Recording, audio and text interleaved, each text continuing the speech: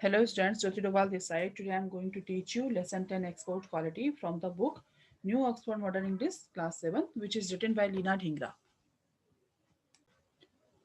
The chapter name is export quality. This extract is taken from the novel Amrit Bera by Leena Dhingra. ये जो part है ये अमृत वेला से लिया गया है। ये एक्सट्रैक्ट जो है अमृत वेला से लिया गया है, जो कि एक नोवेल है और जिसकी राइटर लीना ढींगरा है। लीना ढींगरा ने एक नोवेल लिखा है, ठीक है, जिसका नाम अमृत वेला है। In this novel she describe the experience of Meera, और इस नोवेल के अंदर वो मीरा के एक्सपीरियंस डिस्क्राइब कर रही हैं।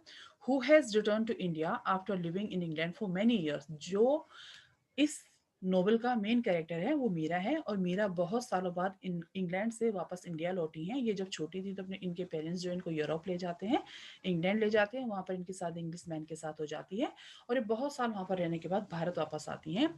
Meera compares life in India. अब ये यहाँ पर आकर कंपेयर कर रही हैं लाइफ को, इंडिया की लाइफ को, कहाँ से, with that in the west, कि पश्चिम की जो लाइफ है उसके साथ वेस्टर्न कल्चर को इंडियन कल्चर के साथ ये कंपेयर कर रही हैं। In this extract we find out, अब इस एक्सट्रैक्ट में हम क्या फाइंड करने वाले हैं कि what Meera thinks about the unique experience of a shopping trip in India. कि मीरा ने यहाँ पर इंडिया में आकर जो शॉपिंग करी तो उसको यहाँ पर शॉपिंग का क्या एक्सपीरियंस रहा उसका, and her views about system, और उस सिस्टम के बारे में जिसे हम लोग यहाँ पर यूज करते हैं, सी इज नॉट यूज टू, जो कि उसने कभी यूज नहीं किया। तो उसके यहाँ पर एक्सपीरियंसेस क्या रहते हैं, यहाँ के सिस्टम के बारे में क्या थॉट्स हैं, उसके क्या व्यूज हैं, तो यहाँ पर लीना ढींगरा हमें ये सब चीजें बता रही है। इस पूरे चैप्टर में यही सब बातें हमें बताई जा रही है। ओके, तो चलिए मैं आपको चैप्टर स्टार्ट करवा रही हूँ। The comparison of the cottage industry to a department store make me smile. Fixed prices, yes, section for this and that, maybe, but similarities and there, and the initial impact is more like entering Radin's cave than the purposeful efficiency of a department store. अब देखो यहाँ पर जो मीरा है वो क्या बोल रही है कि the comparison of the cottage industry, की कॉटेज इंडस्ट्री के कंपैरिजन में मुझे डिपार्टमेंट स्टोर में जाना मेरे चेहरे पर एक स्माइल ला देता है। अब कॉटेज इंडस्ट्री क्या होता है? कॉटेज इंडस्ट्री यहाँ पर इस चैप्टर में जो डोमेस्टिक, जैसे कुछ ऐसा काम जिसको हम घर पर ही रहकर शुरू करते हैं। जैसे आपका आप देखते हो कि रोड साइड वेंडर्स जो होते हैं, जब आप कहीं मार्केट वगैरह या कहीं पर जा रहे होते हैं जर्नी वगैरह पे, तो आप देखते हो कि रोड की साइड में कुछ चेयर वाले बैठे होते हैं, जो जो वो बैम्बू चेयर्स वगैरह जिनके पास होते हैं ना, वो वाले, या कारपेंटर जो होते हैं, जो क्राफ्ट्समैन वगैरह जो होते हैं, तो उनको बोला जाता है जो घर पर ही छोटा मोटा अपना काम स्टार्ट करते हैं, वो होता है आपका कॉटेज इंडस्ट्री।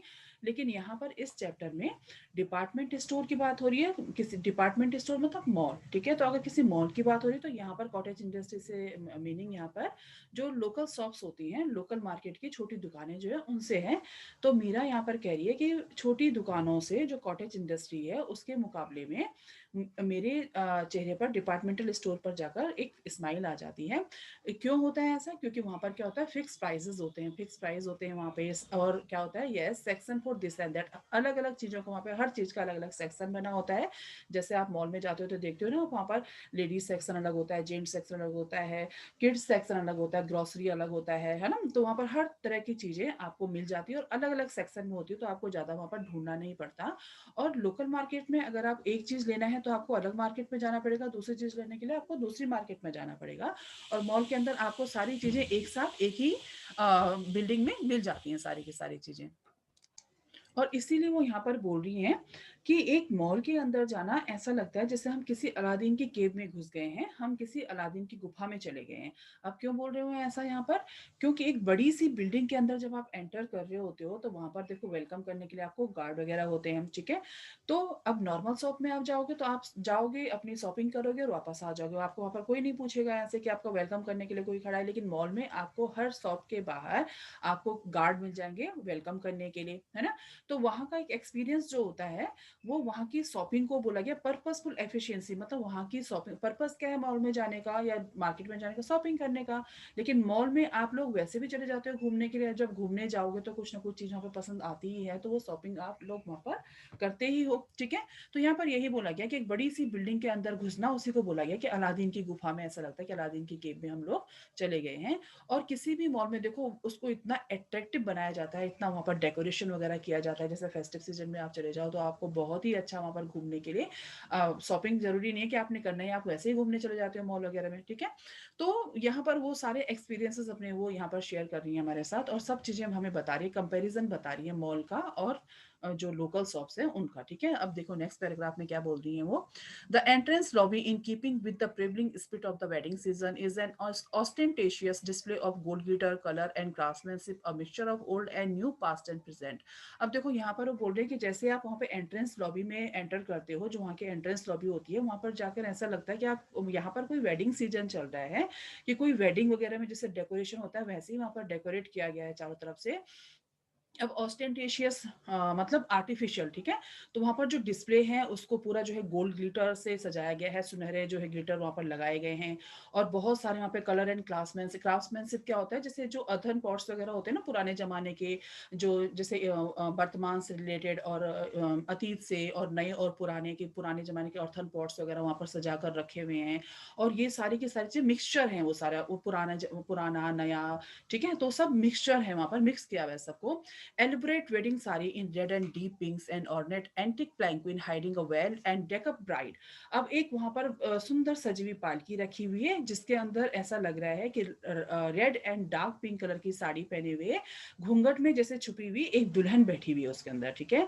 और साथ में क्या है, a delicately painted wooden horse with an embroidered saddle pairing a bejeweled and brocaded groom. अब वहां पर बोला गया है कि उसी के साथ पालकी के साथ ही एक सुंदर घोड़ा, लकड़ी का घोड़ा वहां पर सजाया हुआ है, उस घोड़े पे के ऊपर भी नक्काशी की हुई है, और उसकी जो सैडल है, जो काठी है घोड़े की, ठीक है, जो बैठने के लिए बनाया होता है ना, तो उसके ऊपर भी सुंदर जो है नक्काशी की हुई है, उस लकड़ी के घोड़े को पॉलिश किया गया है, और उसके ऊपर एम्ब्रॉयडरी, जो एम्ब्रॉयडरी मीन्स यहाँ पर नक्काशी बोला गया है, ठीक है? और उसके ऊपर एक सुंदर सा दूल्हा सजा के बिठाया हुआ है, ठीक है, स्टैचू वगैरह मतलब। एंड ब्रास पॉट्स, अब वहां पर पीतल के बहुत बड़े बड़े पॉट, जो वास वगैरह होते हैं, फ्लावर वास वगैरह ऐसे रखे हुए हैं। कार्ड वुडन चेस्ट, अब वुडन चेस्ट क्या होता है? वुडन चेस्ट मीन्स जो लकड़ी के बहुत बड़े बड़े, जिसको संदूक बोलते हैं ना, बक्से, तो वो बॉक्सेस रखे हुए वहां पे लकड़ी के, जिसके ऊपर बहुत सारी नक्काशी की हुई है, उनको बहुत अच्छी तरह से तराशा गया है। And more costumes hang in spended animation, अब यहाँ सस्पेंडेड एनिमेशन, और यहाँ पर बहुत सारे कॉस्ट्यूम्स जो है हैंग किए हुए हैं, और उनको एनिमेटेड एनिमेशन उनके ऊपर किया हुआ है, जैसे होता है ना कि आप किसी टी शर्ट पे या किसी भी शर्ट के ऊपर जैसे कोई स्टिकर चिपका दे रहा है, बेन 10 का, पावर रेंजर्स का, जो कि बच्चों को बहुत पसंद आते हैं, तो वो अट्रैक्ट करने के लिए वो सारी चीजें वहां पर लगाई गई हैं, जिसको देखकर बच्चे या कोई भी शॉपिंग करने के लिए वहां पर क्या हो सके, अट्रैक्ट हो सके, ठीक है? तो वो सारी चीजें वहां पर रखी हुई हैं। The shop is set out of on 3 floors, अब वो जो शॉप है, जो मॉल है, वो 3 फ्लोर्स में डिवाइडेड है, 3 फ्लोर है उसके। It's different section specially laid out in the main थॉरोफेयर disappear at the side into little labyrinths revealing furs from Kashmir, silk from Madras, sandalwood from Mysore, rosewood, ivory, jewelry, cloth colors made up into bags, boxes, bed covers, carpet, clothes, knick-knack and much more. अब वहां पर जो shop है, जो mall है, वहां पर बहुत सारी चीजें रखी हुई हैं, अलग अलग स्टेट की चीजें वहां पर लाकर रखी हुई हैं, और जो जहाँ की जो चीजें उसको मार्क किया हुआ है, जैसे जो फर से रिलेटेड जो भी चीजें, फर से बने हुए जो भी चीजें हैं, वहां पर लिखा हुआ है कि फर फ्रॉम कश्मीर, सिल्क से बना हुआ जो भी चीजें, उस पर मेड्रास लिखा हुआ है, सिल्क फ्रॉम मेड्रास, चंदन जो है वो मैसूर का वहां पर रखा हुआ है, रोजवुड, आइवरी, जो हाथी दांत से बनी हुई जो ज्वेलरी वगैरह होती है वो वहां पर रखी हुई है, कपड़े हैं, बैग हैं, बहुत सारे बॉक्सेस हैं, बेड कवर्स हैं, कारपेट हैं, और निकनेक्स मतलब आर्टिफिशियल ज्वेलरी वहां पर रखी हुई है, और बहुत कुछ वहां पर एक साथ रखा हुआ है। Art and craft from the length and breadth of India all gather together in stunning splendour, और आर्ट एंड क्राफ्ट के हाथ से बनी हुई चीजें, पेंटिंग वगैरह जो भी चीजें, फ्लावर वास वगैरह जैसे होते हैं, बड़े बड़े जो पॉट्स वगैरह बनाए जाते हैं, वो सारे अलग अलग स्टेट से लाकर, इंडिया के अलग अलग हिस्से से लाकर वहां पर एक साथ उनको रखा गया है, ठीक है? एक ही बिल्डिंग के अंदर उन सबको एक ही जगह पर रखा गया है। और यहाँ पर अब बोला गया है कि एंड ऑल सीमिंग टू से, और इसीलिए सब कहते हैं कि Delhi still rules as the imperial capital of independent India, कि भारत आज भी स्वतंत्र भारत कि दिल्ली आज भी स्वतंत्र भारत की शाही राजधानी के रूप में शासन करती है, कि दिल्ली स्टिल रूल्स, की दिल्ली अभी भी रूल करती है एज द इंपीरियर कैपिटल, शाही राजधानी के रूप में, ऑफ इंडिपेंडेंट इंडिया, की स्वतंत्र भारत की शाही राजधानी के रूप में दिल्ली आज भी राज करती है। तो यहाँ पर हमें ये पता लगता है कि मीरा जो शॉपिंग कर रही है वो कहाँ पे कर रही है, वो दिल्ली में कर रही है, दिल्ली के किसी शॉपिंग मॉल में वो गई हुई है, दिल्ली के किसी शॉपिंग मॉल में गई हुई है, और वहां पर उनको ये सब चीजें दिखती है वहां पे। ओके, चलिए नेक्स्ट पेज। अब देखिए next, I stroll down the aisles. अब वो जब वहां पर उस गली से उस गैलरी से जब नीचे जाती हैं, in and out of the labyrinths. अब लेब्रियंस मीन्स क्या होता है, जिसे बोलते हैं ना कि भूल भुलैया सा मेज जिसको बोला जाता है, कि बहुत ज्यादा वहां पर ऐसे बहुत सारे पैसेज हैं, रास्ते हैं वहां पे। अब वो वहां पर जाती हैं तो वहां पर बहुत सारी चीजें उनको दिखती हैं। Touching looking my mind crowding with thoughts plans reminiscences past present future images colours sound smells. अब वहां पर वो जाती हैं तो उनको बहुत सारी चीजें वहां पर दिखती हैं, उनको टच कर रही हैं, उनको देख रही हैं, उनको देखकर अपने दिमाग में सोच रही हैं। अब देखो रेमिनिसेंसेस क्या होता है, रेमिनिसेंसेस मीन्स होता है कि वो याद कर रही है किसको, पास्ट प्रेजेंट फ्यूचर, कि उनके आने वाले इवेंट, जो इवेंट जा चुके हैं, जो आने वाले हैं, जो अभी हैं। ठीक है, तो जैसे होता है ना किसी का बर्थडे चला गया उसको गिफ्ट देना है, या किसी का बर्थडे आने वाला है तो उनको गिफ्ट देना है, तो वो सारी चीजें ध्यान में रखते हुए सोच रही हैं कि अब मॉल में जाकर किसके लिए क्या उनको लेना है। ठीक है, एंड कलर साउंड स्मेल्स, वो सारी चीजों को अपने चारों तरफ देख रही हैं। अब उनको एकदम से स्मेल आती है, किसी चीज की खुशबू आती है, सैंडलवुड विजिटिंग कार्ड। वो क्या है वहां पर, कि चंदन के बने हुए विजिटिंग कार्ड है वहां पे। व्हाट अ लवली आइडिया, वो कहती है वो कितना अच्छा आइडिया है, could get them for Martin, मैं इनको मार्टिन के लिए ले लेती हूँ। Know something more useful may be, फिर वो कहती है नहीं इससे अच्छा कुछ और ले लेती हूँ। I suppose I could get them for me, कि मैं इन्हें अपने लिए ले लेती हूँ, but then what address would I put on them, लेकिन मैं उनके ऊपर क्या एड्रेस लिखूंगी, लेटर में भी बाद में देखती हूँ। एंड माया, और माया माई लिटिल माया, मेरी छोटी माया, उसके लिए क्या लेना है मुझे, best to get her lots of things, उसमें बहुत सारी चीजें लेनी है, lots of things and so lots of little packets she can open. अब देखो बच्चे जो होते हैं ना, बच्चों के लिए आप कोई बड़ा सा गिफ्ट लेके जाओगे तो वो उतना काउंट उसको नहीं करते, लेकिन अगर आप छोटा सा छोटे छोटे पैकेट में उनके लिए गिफ्ट लेके जाओगे तो बच्चे बड़े खुश होते हैं, वो उसको उतना काउंट करते हैं कि हमारे लिए इतने सारे गिफ्ट्स आए हुए हैं। ठीक है, तो वो वही कह रही है कि packet she can open, yes she would like that, कि वो उसे पसंद आएंगे, बट व्हाट, लेकिन क्या लेके जाऊं, box, what a nice box. अब उनको तब तक बॉक्स दिख जाता है, फिर कहती है बहुत ही अच्छा बॉक्स है। यस अ बॉक्स, हाँ मुझे उसके लिए बॉक्स लेना चाहिए, could get her a box, उसके लिए बॉक्स लेना चाहिए। Could get her a box and fill it with bangles, मुझे एक बॉक्स लेना चाहिए और उसको बैंगल से भर देना चाहिए, उसमें चूड़ियां भरकर मुझे उसके लिए ले जानी चाहिए। यस दैट्स गुड आइडिया, कि ये बहुत अच्छा आइडिया है। Now what sort of a box, अब वो बॉक्स के बारे में सोची कि किस तरह का बॉक्स मैं उसके लिए लूंगी।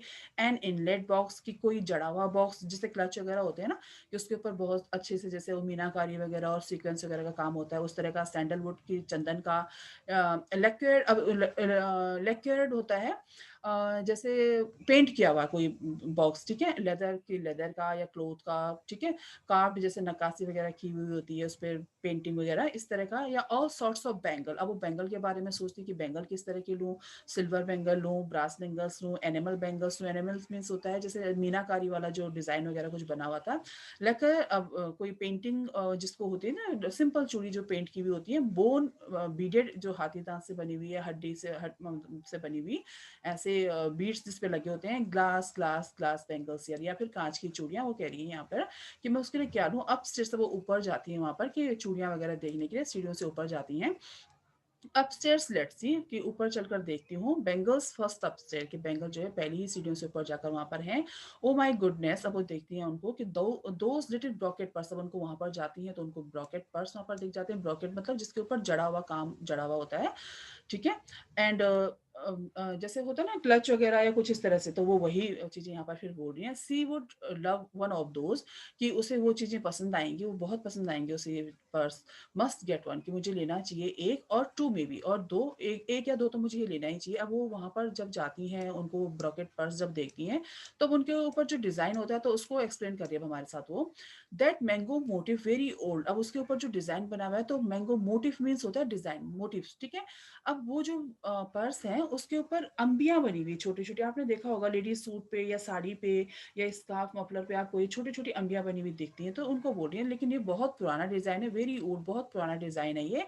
Mango motive on that fragment at the V&A। अब ये जो V&A यहाँ पर बोला गया है, ये विक्टोरिया एंड उसमें लंदन में म्यूजियम, आपको ना बुक में आपके पीछे जहाँ पे बुक है, बुक में जो वर्ड्स टू नो है वहां पर भी ये दिया हुआ है। देखो V&A क्या है, the Victoria and Albert museum in London. तो ये लंदन का एक म्यूजियम है जहां पर कि मैंगो मोटिव वाला एक पीस रखा हुआ है, और उस पीस के ऊपर लिखा हुआ है, एक टुकड़ा रखा हुआ है कपड़े का, और उसके ऊपर लिखा हुआ है कि फ्रेगमेंट फॉर इजिप्ट, की ये जो फ्रेगमेंट है, ये जो डिजाइन है, ये जो पीस है, ये इजिप्ट का बना हुआ है, इजिप्ट का पीस है वो।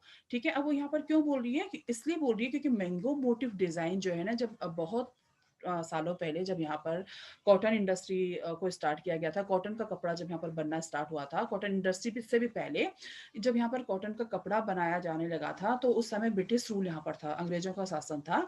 और भारत में उस समय 2 या 3 डिज़ाइन थे, एक तो मैंगो मोटिव था, एक बंदेज था और एक सिट्स बोलते थे, जिसको छींट वाला डिज़ाइन जो प्रिंटिंग वाला छोटा-छोटा ना, तो वो 3-4 डिज़ाइन यहाँ पर उस समय फेमस थे। और वो कहती है कि जब ये इंडियन डिज़ाइन है, तो ये वहाँ पर ऐसा क्यों बोला गया फ्रेगमेंट, आप ना उसमें जैसे आप देखोगे फ्रेगमेंट वॉल्स, जो इजिप्ट है अपनी उसके लिए बहुत फेमस था उस टाइम पे, पेंटिंग वगैरह के लिए, ठीक है। तो वो कहती है कि उस टुकड़े पे, उस कपड़े के टुकड़े पे वहाँ पर ऐसे क्यों लिखा हुआ है कि फ्रेगमेंट फॉर इजिप्ट, ये तो भारत का डिज़ाइन है, इंडियन डिज़ाइन है, ये इंडियन मोटिव है। तो अब वो फिर अपने आप से क्वेश्चन कर रही है कि did we export cloth to Egypt, क्या हमने कभी इजिप्ट को कोई कपड़ा एक्सपोर्ट किया था? दैट्स लॉन्ग अगो, कि बहुत साल पहले, बहुत टाइम पहले किया होगा, कुड हैव डन, बहुत सालों पहले हमने एक्सपोर्ट किया होगा। I suppose must go and check with the VNA, कि मुझे जरूर वहां पर जाकर देखना चाहिए, कहाँ पर, कि विक्टोरिया एंड एल्बर्ट जो म्यूजियम है लंदन में, वहां पर जाकर मुझे खुद ये देखना चाहिए। यू वांट दीज, अब देखो वहां पर जो उसने सामान वगैरह खरीदा होगा, तो वहां पर जो काउंटर पे जो बैठा होगा, या जो भी गर्ल या बॉय जो भी होगा, तो वो उनको पूछे कि क्या आपको ये चाहिए, जो उन्होंने वहां पर सामान लेके रखा हुआ है। Never mind, he smile as he hands me 30 पैसा। एक मिनट, ये दूसरा पेज आ गया है, जस्ट मिनट। ये पेज है। Yes please. हाँ, हाँ please, she gather up the brocade purse, वो इस सारे पर्सों को एक साथ रखती हैं। आई हैव कलेक्टेड, जो मैंने कलेक्ट किए हुए थे, counts out total 9 and place them on the counter. और उन जब वो काउंट करते हैं उनको, तो वहां पर 9 वो पर्स मिलते हैं और वो उनको काउंटर पे रख देते हैं। I fumble for my purse wondering how old the oldest piece of cloth in world is, where it is and how would one be sure of it, it's age anyway. She hands me my bill and keep the purses. अब देखो वहां पर counter पे जो बैठे होते हैं, तो वो उनको पर्स को जब काउंट करते हैं, तो 9 पर्सेस निकलते हैं। अब वो अपने पर्स के बारे में, जो उस लेडी के हाथ में, मीरा के जो हाथ में, उसके बारे में सोचने लग जाती है, उसके कपड़े के बारे में। कहती है कि मेरा पर्स तो कितना पुराना है, ये कौन सा, ये इस कपड़े की एज कितनी पुरानी है। तो फिर वो अपने मन में ही सोचती है फिर कि किसी को क्या पता लग रहा है कि इसकी एज कितनी, कि कितना पुराना है। अब वो जो काउंटर पे वहां पर जो बैठे हुए हैं, तो वो उनको उनका बिल देते हैं, ठीक है। और अपने वो जो पर्स थे उनके छांटे हुए, जो उन्होंने रखे हुए थे, कलेक्ट किए हुए थे, तो उनको अपने पास रख लेते हैं। You please pay at cash desk upstairs, she tell me, ठीक है। सी टेल्स मी, उन्होंने उनको बोला, मीरा को, कि जाओ अब आप ऊपर सीढ़ियों पर जाकर अपना वहां पर पे कर लीजिए, ठीक है। और आई क्लाइम द स्टेयर, वो फिर वहां से ऊपर सीढ़ियाँ सीढ़ियाँ चढ़कर ऊपर जाती हैं। ट्राइंग टू रिमेंबर, अब देखो वो क्या करें, trying to remember the name of that fabled muslin cloth to old which was very wide and very long and yet fine cloth to pass through the ring of a little finger. अब वो जब ऊपर सीढ़ियों से जाती है, तो उस पुराने कपड़े के बारे में सोची, जिसके बारे में अभी पर्स के बारे में सोच रही थी ना, कि बहुत पुराना कपड़ा है उस पर्स में, ठीक है। तो वो उसी कपड़े के बारे में सोच रही है, उसको याद कर रही है। अब उस फेबल का नाम, उस कपड़े का नाम उनको याद आता है कि वो मसलिन का क्लोथ था। अब मसलिन क्लोथ क्या होता है, मसलिन क्लोथ बहुत ही सॉफ्ट फाइन कॉटन जिसको बोला जाता है, वो होता है। अब यहाँ पर जिस टाइम पे कॉटन इंडस्ट्री, जैसे मैंने अभी बोला कि कॉटन का जो कपड़ा बनना यहाँ पर स्टार्ट हुआ था, तो फाइन क्वालिटी कॉटन जो होता था उसको मसलिन बोला जाता था। यहाँ पर उस टाइम पे इंग्लिश, जो ब्रिटिशर्स थे, उनका रूल था, उनका शासन था। और ये डच ट्रेडर्स जो थे, इस मसलिन के कॉटन को, कपड़े को मुसलीपट्टनम लेके गए थे। मुसलीपट्टनम पे वहां पर जाकर इसका नाम मसलिन पड़ा था, ठीक है। और ये इतना सॉफ्ट होता है, इसका अर्ज जो होता है ना, कपड़ा बहुत चौड़ा होता है, बहुत लंबा होता है। और ये इतना मुलायम होता है कि आपकी जो लिटिल फिंगर की जो रिंग है ना, उसके अंदर से ये कपड़ा आसानी से पास हो सकता है। कि जैसे बोलते हैं ना कि कोई कपड़ा इतना मुलायम कि उसको मुट्ठी में पकड़ो आप, तो एक आपकी मुट्ठी में आ जाएगा वो, इतना मुलायम कपड़ा होता था ये। And did the east India company really cut off the thumbs of the weber. अब देखो यहाँ पर ईस्ट इंडिया कंपनी का उन्होंने खुद ही बोला हुआ है कि ईस्ट इंडिया कंपनी के लोगों ने, जो वो वेवर्स थे, जो वीवर्स थे, वो जो जुलाहे थे, जो बुनकर थे, उनके अंगूठे काट दिए थे उसको, कपड़े को बनाने के बाद, ठीक है, कि वो ताकि दोबारा उसको ना बना सके। अब वो बोलती है हाउ गैसली, कि कितने निर्दयी लोग थे वो, कितनी निर्दयता उन्होंने दिखाई थी, ठीक है। तो वो वहां पर दुख दिखा रही है अब इस चीज का। अब देखो आगे फिर बोला जा रहा है कि डू यू हैव 70 पैसा चेंज। अब वहाँ पर जो काउंटर पे हैं, वो उनको पूछते हैं कि क्या आपके पास 70 पैसा चेंज है। Ask the cashier as I observe his thumb counting the notes I have given him, I shake my head. अब जो वहाँ पर काउंटर पे जो कैशियर बैठे हुए हैं, जो पैसे काउंट कर रहे हैं, जो कि इन्होंने, मीरा ने उनको दिए हैं, और वो उनको गिन रहे हैं, तो वो उसका अंगूठा देख रही है, क्योंकि अभी वो थंब की उसको याद आ रही है कि वो जो उनके थंब काट दिए थे, तो वो उससे कुछ रिलेट कर रही है उसको, और उसको देख रही है। और उसके बाद वो जब उनसे जब पूछा जाता है, तो वो अपना सर हिलाती हैं, ठीक है। अब देखिए यहाँ पर फिर next.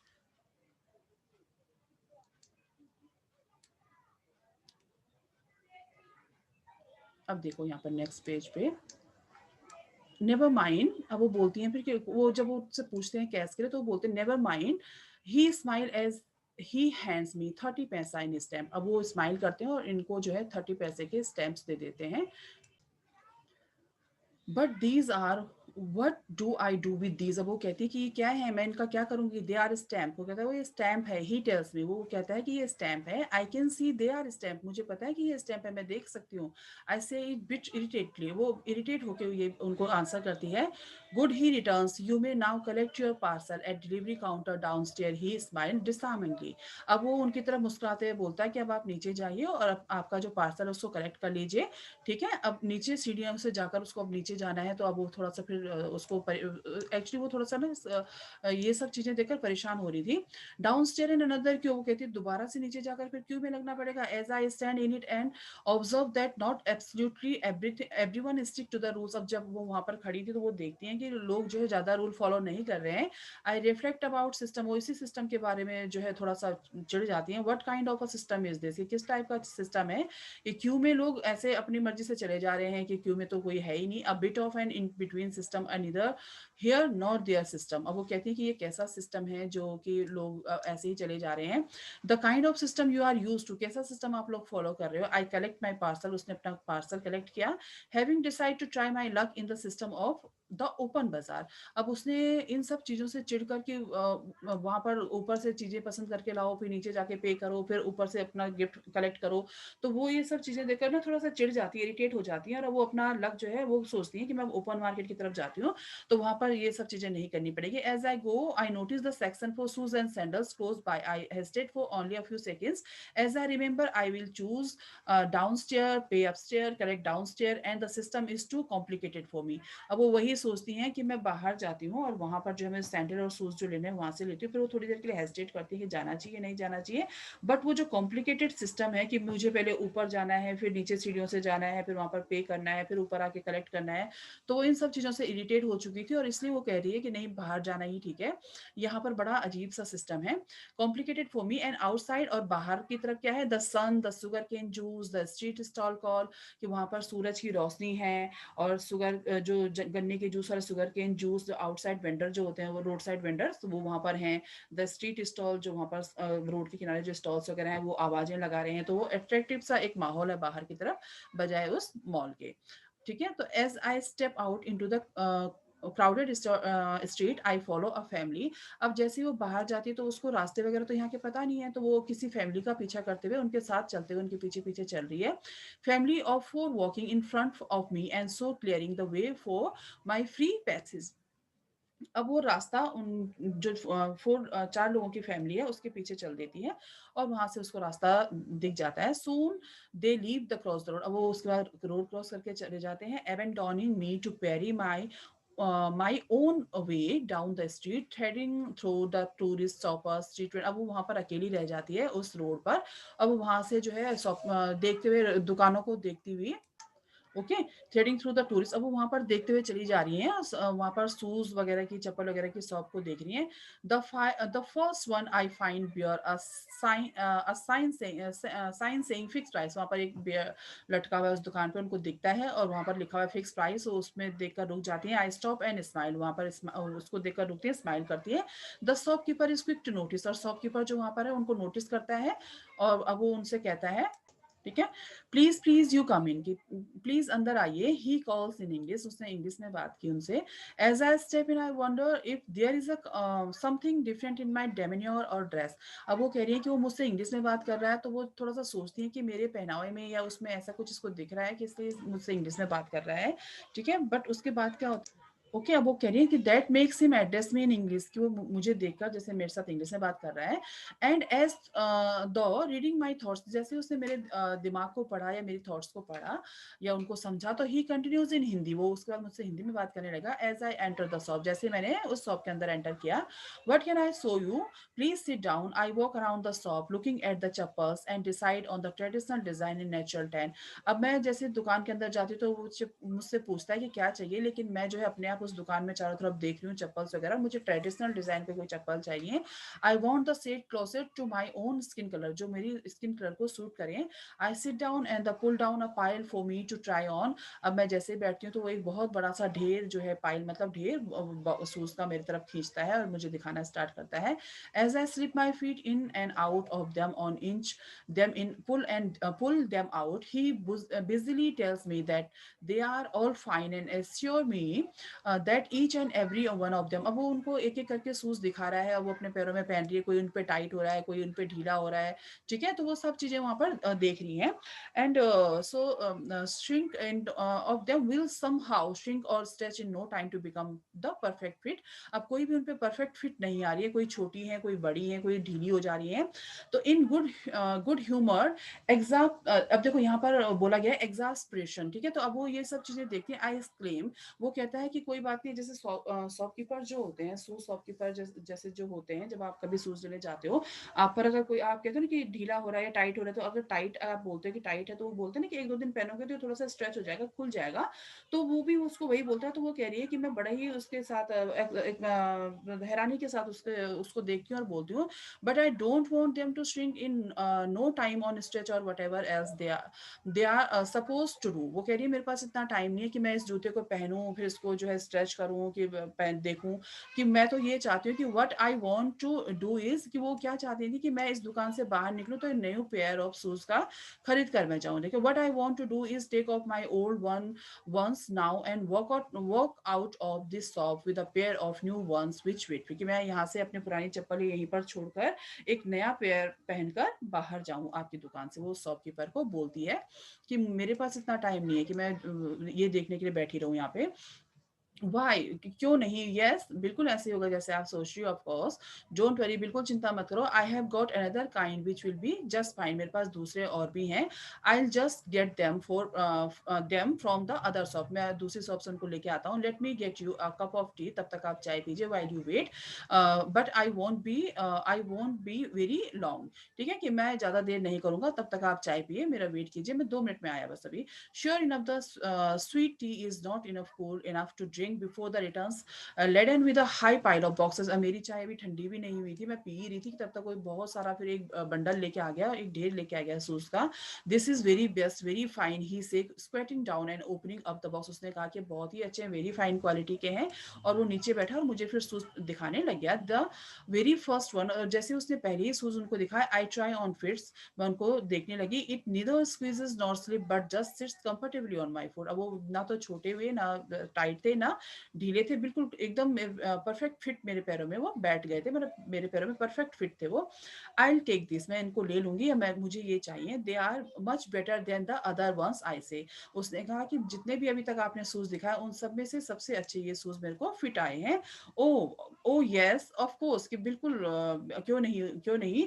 They are Y export quality की, ये वाई एक्सपोर्ट क्वालिटी के शूज है। What does that mean? अब वो कहती है वाई एक्सपोर्ट क्वालिटी, ये क्या होता है, वाई एक्सपोर्ट क्वालिटी मीन्स क्या है, वो उसको पूछती है। अब वो कह रही है Y export quality, very best quality. अब वो शॉपकीपर उनको बोलता है वाई एक्सपोर्ट क्वालिटी मीन्स होता है वेरी बेस्ट क्वालिटी की, बहुत ही अच्छी क्वालिटी, वेरी फाइन, बहुत ही जिसको बोलते हैं ना कंफर्टेबल, एंड एक्सपोर्ट क्वालिटी की, ये एक्सपोर्ट क्वालिटी है जिसको बाहर भेजा जाता है, आउटसाइड सेंड क्वालिटी। अब वो उसकी प्राइस पूछती है, हाउ मच, कितना प्राइस है? 70 रुपीज। वो कहते हैं 70 रुपए। दैट्स एक्सपेंसिव, वो कहती है बहुत ही महंगा है। No no, very fine fix price export quality, he repeats. अब वो कहता है कि नहीं नहीं महंगा नहीं है, बहुत ही अच्छी क्वालिटी है, एक्सपोर्ट क्वालिटी है, फाइन क्वालिटी है। What about giving me a very fine fixed price? He shuffle about for a moment or so and then say 65 rupees. I don't argue, and he looks a little revealed, and I hand him the money and my old heeled sandals। अब वो थोड़ी सी देर थोड़ा सा hesitate करता है, थोड़ी देर चुप रहता है, और उसके बाद उनको कहता है अच्छा ठीक है 65 रुपीज आप मुझे दे दीजिए। और मैं, वो भी उनके साथ कोई आर्ग्यू नहीं करती है, उनको पैसे देती है और अपनी पुरानी सैंडल भी उनको पकड़ा देती है, क्योंकि उन्होंने पहले ही कहा था कि मैं नई चप्पल पहन के इस दुकान से बाहर जाऊंगी। अब देखिए next, I walk down the street सफलिंग my feet to get the full feel of my comfortable new chappals. My heels drag along the ground, and I begin to imagine I am taking root and almost belong system or not, no system. I make any way to a point I would be most likely to find a rickshaw home. अब वो वहां से बाहर निकलती हैं और घर की तरफ अब वो अपने चप्पलों के बारे में सोचती हुई जाती हैं जो उनके पैरों में बिल्कुल कंफर्टेबल है, जो उनको कंफर्टेबल फील करवा रही हैं। तो उनको पहने हुए वो ग्राउंड में चल रही हैं, रोड पे चल रही हैं और अब सोच रही हैं कि उनको घर जाना है, तो वो ऑटो रिक्शा वगैरह ऑटो रिक्शा देखते हुए जा रही हैं और वो सिस्टम के बारे में सोच रही हैं कि यहाँ पर कैसा सिस्टम है, क्या सिस्टम है, तो उसके बारे में वो सोचते हुए जा रही है वहाँ पे। ठीक है, अब देखिए फिर find a rickshaw home. I pass a cart selling cards and absently stop to look at them. अब वहां पर उनको एक कार्ड दिखता है जो कि कार्ड बेचने वाला था। वहां पर एक उसमें बहुत सारे कार्ड थे, क्रिसमस कार्ड था, न्यू ईयर कार्ड था, दिवाली ग्रीटिंग थे, बर्थडे ग्रीटिंग्स थे, बर्थडे कार्ड्स थे, different kind and different style, different kind मतलब अलग तरह के थे और अलग स्टाइल के थे। In one section there is a pile clearly catering for a hippie market. और वहां पर एक अलग सेक्शन था हिप्पी मार्केट का।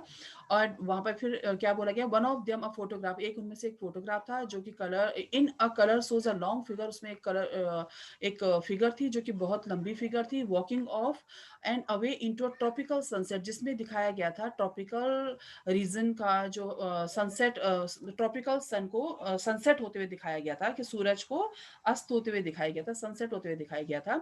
द कैप्शन इनसाइड रीड्स, अब उसके अंदर कैप्शन लिखा हुआ था कि I don't know where I am going, कि मुझे नहीं पता मैं कहाँ जा रहा हूँ, but I am on my way, लेकिन मैं अपने रास्ते पे, मुझे नहीं पता मैं कहाँ जा रहा हूँ लेकिन मैं अपने रास्ते पे हूँ। तो अब ये सब चीजें देखती हैं उस कैप्शन के अंदर।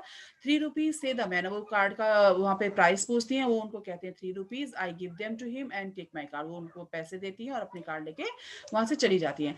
आई don't know where I am going but I am on my way, वो अब वही सोचती हुई जा रही है कि मुझे नहीं पता मैं कहाँ जा रही हूँ लेकिन मैं अपने रास्ते में हूँ। And four now I am on my way down जनपद, वे डाउन जनपद, अब वो जनपद की तरफ जा रही है। In my childhood it use to be called queens way written as one word. अब यहाँ पर जो है वो कह रही है कि जनपद को जब वो छोटी थी बचपन में, उनको उस जगह को क्वींस वे के नाम से जाना जाता था। We use to come down here with our pocket money to drink a forbidden sugar cane juice. और यहाँ पर वो अपनी पॉकेट मनी लेके आती थी शुगर केन का जूस, जो गन्ने का रस पीने के लिए, जिसको कि मना किया जाता था। बाई सम आम पापड़, और कुछ आम पापड़ खरीदते थे वो यहाँ पर। And we could pick trinket of something in the tent stall of the Tibetan refugees, और कुछ सामान वहां से वो जो टिबेटियन रिफ्यूजीज, तिब्बती लोगों का जो मार्केट था वहां पर, उनसे कुछ सामान, ट्रिंकेट मतलब छोटा मोटा सामान खरीदते थे। The Tibetan tents have become proper brick shops with iron grill. सब जो टिबेटियन मार्केट था वो प्रॉपर शॉप्स बन चुके हैं, पक्की दुकानें बन गई हैं। Still selling the beads, balls, bangles and bric-a-brac but in for today. वो आज भी वही छोटी मोटी चीजें बेच रहे हैं, जैसे बीड्स से बनी हुई चीजें, मोती वाली मालाएं वाली जो वो चीजें होती वही सब बेच रहे हैं। बट इनफ फॉर टुडे करिए, लेकिन आज के लिए बहुत शॉपिंग हो गई। रिक्शा वेट, अब रिक्शा का वेट वहां पे कर रही थी। I get it to drive home, अब वो घर जाने के लिए उस रिक्शा में बैठ जाती है। माई सारी, अब देखो यहाँ से फिर अपनी चप्पलों को जो है वो तारीफ कर रही है कि माई, देखो माई सारी फ्लटर्स इन द विंड, उनकी साड़ी जो है हवा में उड़ रही है। I place my feet in such a way as to be able to admire my new chappals as you go along. Export quality I started to beat a rhythmic time with my foot. अब वो इस तरह से रिक्शे में बैठी हुई है, रिक्शा में बैठी हुई है कि ताकि उनकी चप्पल उनको दिख सके और उनकी तारीफ कर सके। और वो वहां पर उन चप्पलों को देखते हुए बड़ी खुश हो रही हैं और उनको निहारते हुए गाना गाते हुए जा रही हैं कि I start to beat rhythmic time with my foot. वो गाना गाते हुए जा रही है। गाना क्या गा रही है? एक्सपोर्ट क्वालिटी स्मूथली फिटिंग है। एक्सपोर्ट क्वालिटी की चप्पल है, बहुत ही फिट है उनके पैरों में। Home quality pinching sleeping, export quality smoothly. तो वो ये सॉन्ग गाते हुए अब घर को जा रही है। ओके, तो ये चैप्टर आपका अब कंप्लीट हो चुका है। Okay, now let's move on to the question answers. The first question is here: why does the comparison of the cottage industry to a department store make Mira smile? The comparison make Mira smile because the department store are well organized. Okay. Second question: in what way is the display in the shop ostentatious? The display in the shop is ostentatious because it is bright and colorful and contain things old and new, elaborate and ornate. Okay. What does the word labyrinth paragraph 4 suggest? A labyrinth is a maze. The shop was like one too. It was a place in which the shopper could easily get lost and not be able to find the way out. Okay.